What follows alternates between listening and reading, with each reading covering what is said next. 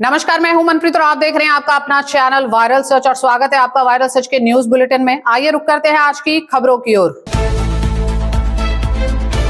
दिल्ली से सटे गुरुग्राम में हैरान करने वाला मामला सामने आया है, जहां एसीपी क्राइम को स्टंटबाजी के तहत गढ़ी हरसरू इलाके में एक युवक को डिटेन करना महंगा पड़ गया। वारदात बीती 16 जनवरी की देर रात गुरुग्राम के गढ़ी हरसरू इलाके की है, जहां एसीपी क्राइम और क्राइम ब्रांच में तैनात एक इंस्पेक्टर किसी रेड पर निकले थे कि तभी एसीपी क्राइम की नजर सामने स्टंटबाजी की घटनाओं से आतंक मचाने वाली स्कॉर्पियो और आरोपी युवक पर पड़ी। एसीपी ने तुरंत अपने काफिले को रोक उस युवक को डिटेन कर गाड़ी को कब्जे में ले घटना की जानकारी उसके पिता को दी।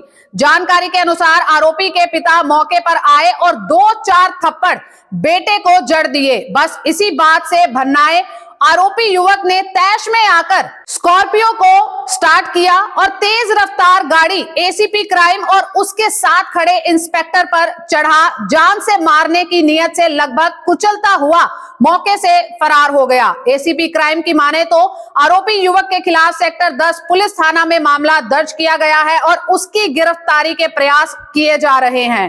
देखिए, हमारे पास कई माध्यम से इस तरीके की वीडियोस जो वायरल वीडियोस हैं, इसमें आमतौर पर दिखता है कि काफ़ी युवा जो हमारी जनरेशन है वो अलग अलग विभिन्न तरीके से दुरुपयोग करते हुए व्हीकल्स का और अलग अलग रूट्स पर, खासकर Dwarka express way, Mumbai express way या इस टाइप की रोड पे और जो हमारे यहाँ पर गोल्फ कोर्स रोड है उस जगहों पर स्टंट करते हुए या फिर जो ट्रैफिक का नियमित रूप से जो पालना ना करते हुए इस तरह की गतिविधियों में सामने आते हैं, उनके खिलाफ सख्ती से कार्रवाई करी जाती है और उनकी पहचान करी जाती है और संबंधित के खिलाफ जो ट्रैफिक नियमों के अवहेलना करने के संबंध में भी केस रजिस्टर्ड करे जाते हैं। तो ये एक चेतावनी भी है, एक वार्निंग है सभी के लिए जो लोग इस तरीके की वीडियोग्राफी या इस तरीके की जो वीडियोस बनाते हैं या इस तरीके की गतिविधियों में संलिप्त पाए जाते हैं, उनके खिलाफ सख्ती से कार्रवाई करी जाएगी। तो इस तरीके की गतिविधियों से अपने आप को बचाएं और ऐसी चीजों में संलिप्त ना हो। देखिए, संबंधित के खिलाफ केस रजिस्टर्ड है ऑलरेडी और पुलिस उसकी सर्च कर रही है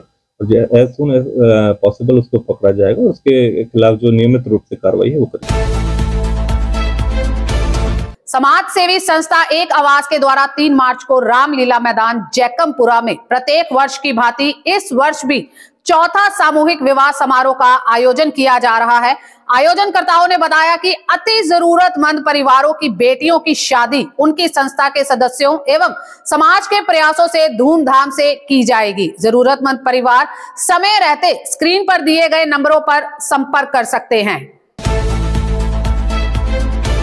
बाइक सवार बदमाशों ने दिन दहाड़े चाचा भतीजा को अपना निशाना बनाया। बाइक से आए बदमाशों ने गुरुग्राम के सोहना के इंद्री मोड़ पर दोनों को मारपीट के बाद गोलियों से भून दिया। वारदात के बाद बदमाश मौके से फरार हो गए। घायलों को लोगों ने नल्लड़ मेडिकल कॉलेज में भर्ती कराया, जहां उनका इलाज किया जा रहा है। वहीं मामले की सूचना मिलते ही सोहना सिटी थाना पुलिस मौके पर पहुंची और शिकायत के आधार पर केस दर्ज कर जांच शुरू कर दी है। पुलिस की माने तो अभी तक वारदात के कारणों का स्पष्ट पता नहीं लग पाया है। आरोपियों की गिरफ्तारी के लिए टीमें गठित कर दी गई हैं। जल्द ही आरोपियों को गिरफ्तार कर लिया जाएगा। ये 6 फरवरी की एक घटनाक्रम है जो सोहना सिटी पुलिस स्टेशन है, वहाँ पर एक उसके अंतर्गत एक एंट्री मोड का एरिया है। वहाँ 2 पक्षों के बीच में विवाद के चलते कुछ लड़ाई झगड़ा हो गया था, जिसमें जो पीड़ित पक्ष है उसमें इखलास और इलियास जो व्यक्ति विशेष हैं, आपस में रिश्तेदार हैं, उनको गनशॉट इंजरी के बारे में सूचना प्राप्त हुई थी और जिसके इलाज के दौरान उनको नल्लड़ शिफ्ट करा गया इलाज के लिए और उनकी शिकायतों के ऊपर एक केस रजिस्टर्ड करा गया, जिसमें बाय नेम जो इसमें आरोपी हैं उनके खिलाफ कार्रवाई करी जा रही है, उनकी पहचान करी जा चुकी है। जल्द से जल्द उनको अरेस्ट करा जाएगा और नियमानुसार कार्रवाई का अमल होगा। साइबर सिटी गुरुग्राम में गगनचुंबी इमारत के बीच बिल्डरों के द्वारा आए दिन निवेशकों को झूठे सपने दिखाकर उनकी गाड़ी कमाई हजम कर ली जाती है। ऐसा ही मामला गुरुग्राम के सेक्टर 109 स्थित रहेजा अथर्व सोसाइटी का सामने आया है, जहां रहेजा बिल्डर द्वारा निवेशकों को जब ये प्रोजेक्ट डिलीवर किया गया था तब बड़े बड़े सपने दिखाए गए थे, लेकिन 11 साल बीत जाने के बाद भी रहेजा अथर्व सोसाइटी का कंप्लीशन सर्टिफिकेट तक नहीं मिल पाया।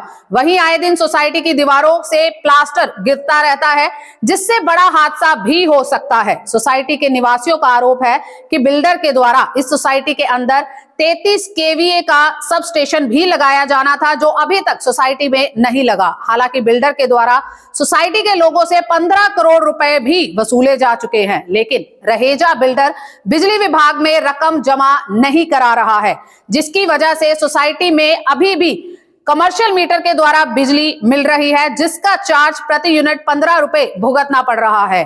अंजन कुमार देवेश्वर, रहेजा अथर्वा, सेक्टर 109। सोसाइटी समस्याएं बहुत सारी समस्याएं हैं, हर चीज में समस्या है। एक तो ये जो फसाड है, प्लास्टर गिरता है। दूसरा, हमसे बिल्डर ने डोमेस्टिक इलेक्ट्रिसिटी के नाम पर 15 करोड़ रुपए ठगे हैं और वो आगे जमा नहीं कर रहा, हमें डोमेस्टिक इलेक्ट्रिसिटी कनेक्शन नहीं दिलवा रहा है, जिससे हमको डबल कमर्शियल रेट पे करना पड़ता है, 15 रुपए यूनिट। तीसरा क्या है कि ये टेम्परेरी कनेक्शन है, तो पावर फ्लक्चुएशंस बहुत होते हैं। कभी किसी के घर में हीटर जल जाता है, टीवी जल जाती है, आग लग जाती है। दूसरा, ये जो ड्राइंग्स हैं, ऑडिट होनी है, हमारी सोसाइटी का ऑडिट होना है। पहली 5 सोसाइटी का नाम आया था जिनका ऑडिट होना था, उस सोसाइटी के ऑडिट के लिए वो ड्राइंग नहीं दे रहा है। और ये जो DTCP वाले हैं, director town and country planning वाले, वो उसके साथ मिले हुए हैं। हमने उनसे कहा कि अगर वो ड्राइंग नहीं दे रहा, आप दे दीजिए। कहते हमारे पास भी नहीं है। तो अगर इन्होंने पास ड्राइंग नहीं है तो इन्होंने OC कैसे दे दिया? बिल्कुल खट्टर साहब से हम यही कहना चाहेंगे कि चिंटल्स में ऐसा हुआ है, उसके बाद उन्होंने ऑडिट की वो दी थी, आदेश दिया था, पर ऑडिट आज तक हो नहीं रहा है। जब चीफ मिनिस्टर की बात नहीं सुनी जा रही है, जब कोई मर जाएगा तो फिर वो ट्वीट करेंगे कि हमें संवेदना है या हमें शोक है, उसका फिर कोई मतलब। सीएम फ्लाइंग और परिवहन विभाग ने एक ऐसे गिरोह का भंडाफोड़ किया है जो 5 राज्यों की सरकार को चूना लगा रहे थे। ये आरोपी कैब और ट्रक ड्राइवरों को रोड टैक्स, पार्किंग और टोल टैक्स की फर्जी रसीद देते थे। टीम ने सेक्टर 41 के एक EWS फ्लैट से आरोपियों को काबू कर सेक्टर 40 थाना पुलिस के हवाले कर केस दर्ज कराया है। मानेसर स्थित पुलिस लाइन में उपायुक्त निशांत कुमार यादव एवं अतिरिक्त उपायुक्त हितेश कुमार मीना के दिशा निर्देशन एवं रेड क्रॉस सोसाइटी सचिव विकास कुमार के मार्गदर्शन में रक्तदान शिविर लगाया गया। शिविर का शुभारंभ DSP दिलजीत द्वारा किया गया। इस शिविर में 41 यूनिट रक्त एकत्रित किया गया। रक्तदान शिविर पर सचिव विकास कुमार ने कहा कि समाज के हर व्यक्ति को रक्तदान जैसे पुनीत कार्य में आगे रहना चाहिए। किसी का रक्त के अभाव में जीवन खतरे में ना पड़े, इसके लिए हमारे द्वारा रक्तदान किया जाना जरूरी है। इंसान को इंसान का ही रक्त काम आ सकता है।